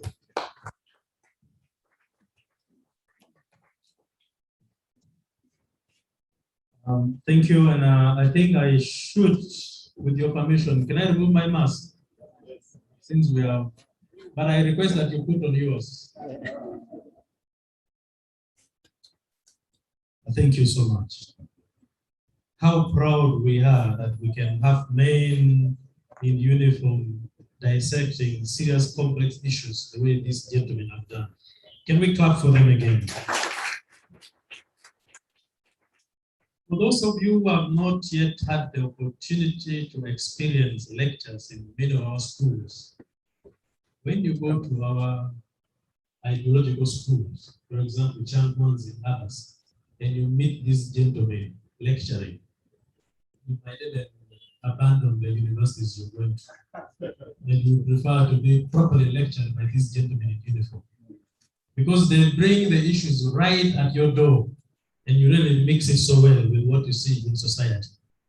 I'm going to wrap up their presentations, but let me respond to the few questions that I was asked. One, the question of globalization is a very big complex. And in the universities, it can take the whole semester teaching about globalization, because globalization comes in different forms. And for you to understand globalization in totality, you need a lot of time. But in brief, there are so many ingredients of globalization. But in a nutshell, globalization comes from the very meaning of a global village. That we gathered here, we should all live together with the rest of the world population as one, and we compete equally at the same level. That to me is a big challenge. And when the Colonel talked of the industrial revolutions and the stages of technological transfer and all that, it will make you understand how Africa is challenged in the areas of human resource development, natural resource endowment that we have, which is not well harnessed to benefit us, and how we are hooked. In Makere, we used to say how we have been hooked on the train of globalization when we are not yet prepared and ready to join the rest. I was privileged to travel a little, and I went to a school in the United States one time. And as I was moving through the classrooms, and the tutor was telling us the story of how they were preparing their children to go to Asia, especially Malaysia, for a study trip. Being the African I am, I was like, why don't you bring them to Africa? Very excited young man asking about Africa. The answer I got was very disturbing. That the gentleman told me, yes, Africa is beautiful, it has all that we will take our children for, but Africa cannot provide the learning we need for our children. Why? Because you do not have emerging technologies that these children should learn. Africa is a home for pensioners to come and relax, watch game, go for game drives. Africa is an area of conflict, diseases, donations, charity. So we are building our children to become innovators, industrialists, and Africa might not give us that opportunity. So we want them to go and learn from emerging economies. I definitely kept quiet. And that tells you where we are as Africa. And even in the face of globalization, where we belong. Are we within the first economies? No. Are we in the second world economies? No. We are referred to as the third world. If you look at our national budgets, more than 50% of all our national budgets in African countries, for example, are funded by donations. World Bank, IMF, and all that. We cannot even sustain our national budgets.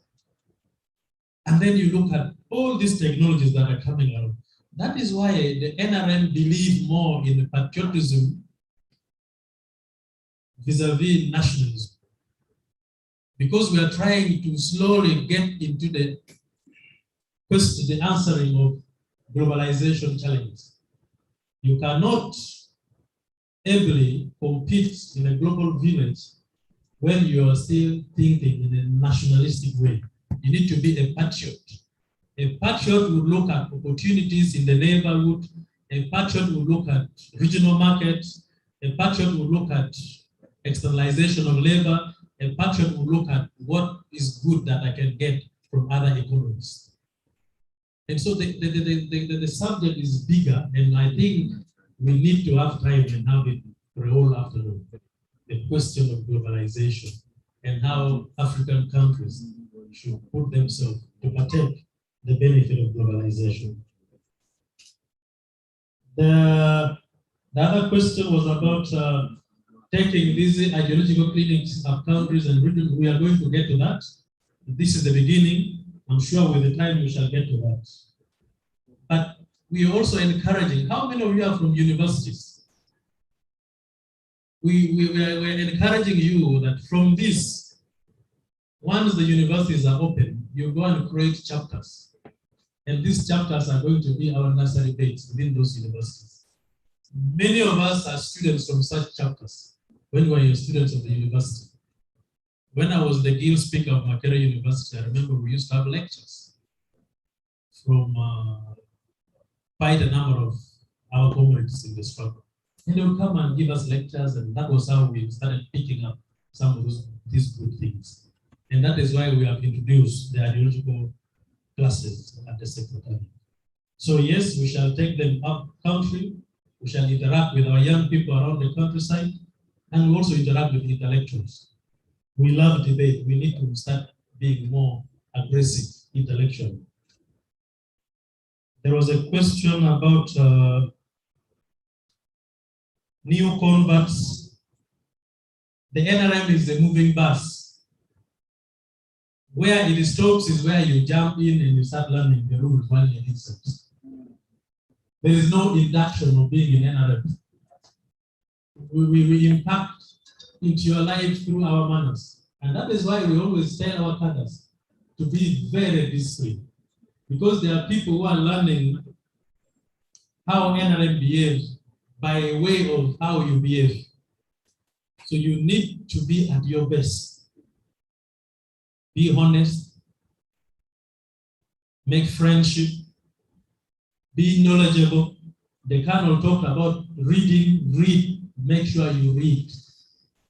Challenge yourself that every month you must finish reading a book. And that will help you be more informed. Because when you start interacting with people, you need to be informed. And you can only be informed when you do research and you read.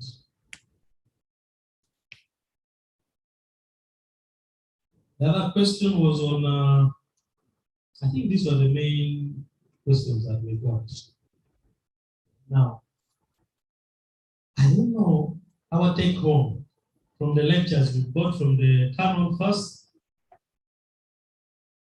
The first thing I picked, which was his introductory remark, was that will this generation ever produce enough quality of the revolutionaries that we used to have?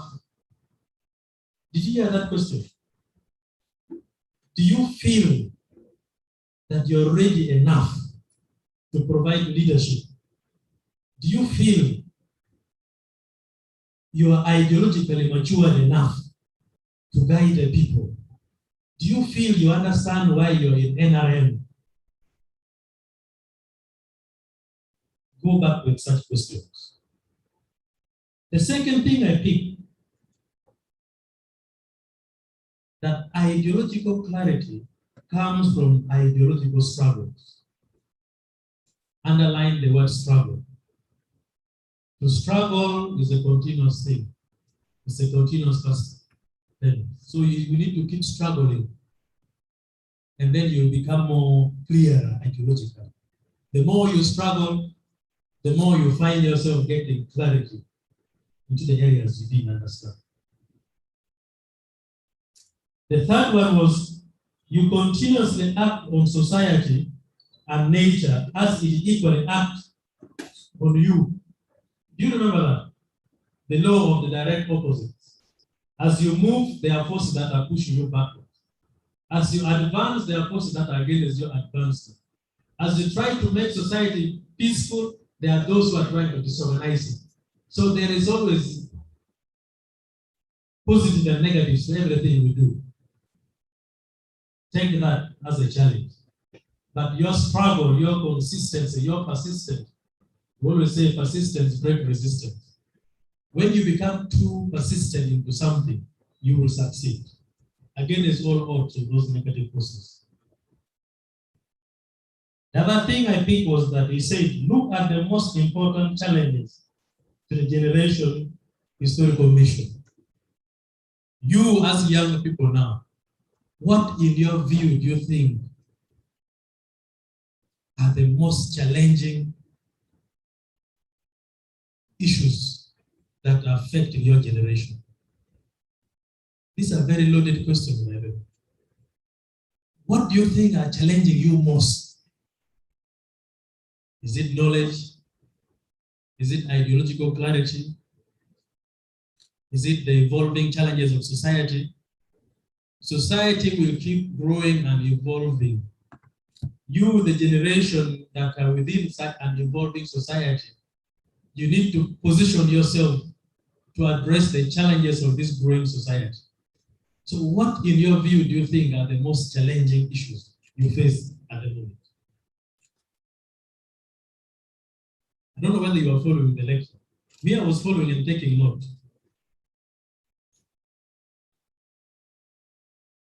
Then, of course, he was thanking the role of the commander-in-chief and other comrades who fought so hard to bring the discipline that we now have and the organization that we have, and how they fought hard to subdue subversive tendencies and insurrections. That is why we are here. And it's because of the commander-in-chief and these men in uniform.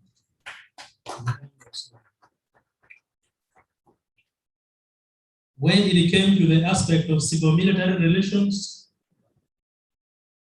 I only pick one thing. He was every time referring to the people, the people, the people, the people, the people. Who are the people? We are the people. The UPDF recruits from the people. Leadership is elected from the people. Everything comes from the people. So how are these people organized? Are you part of the organization of the people from which everything comes? Or you are part of the disorganization of the people? The social base.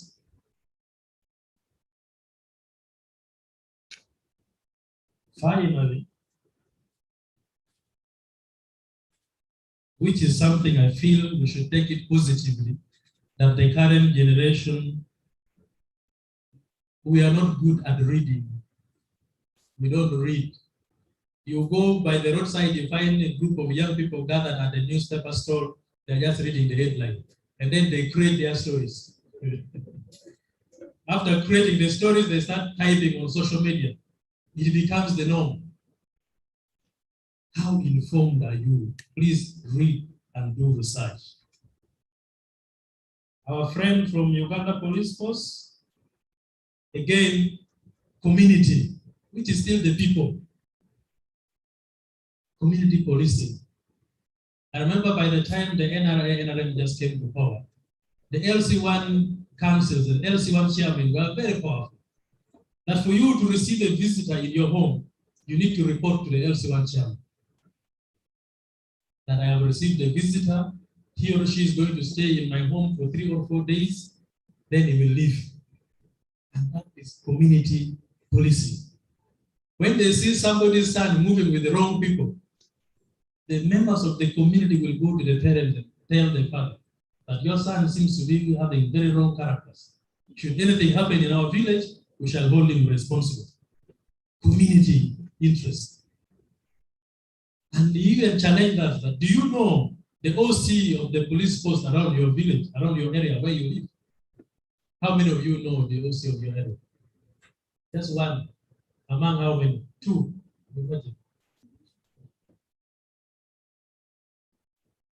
Take those points as serious points.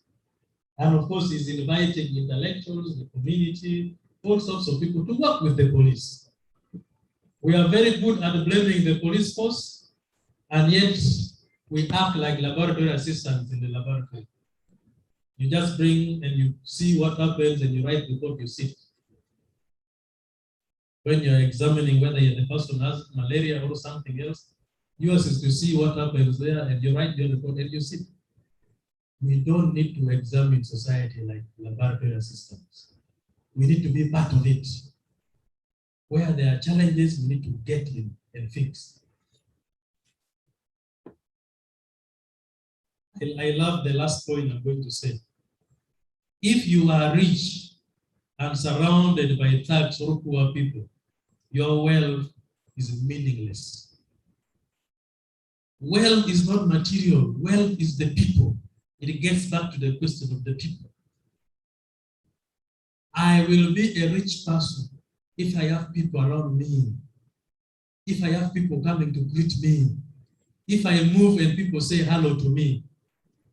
If I go to my village and people come to just converse around me, I'm a rich person. I don't need to have money in my bank account. As long as I am with the people, I am rich. Is that the meaning of richness that we have these days under capitalism? Oh, you gather money, you steal money, you build yourself a nice house surrounded by slums and poverty. You build the strongest wall. Those poor people will even climb your wall. You put the strongest door to your house, they will break the door. You put burglar proof inside the house, they will even break it. That is not well. That is not well. Well is in the people. Let the people feel you belong to them. And it's a challenge to me, the young people. What kind of wealth do you want to create around you?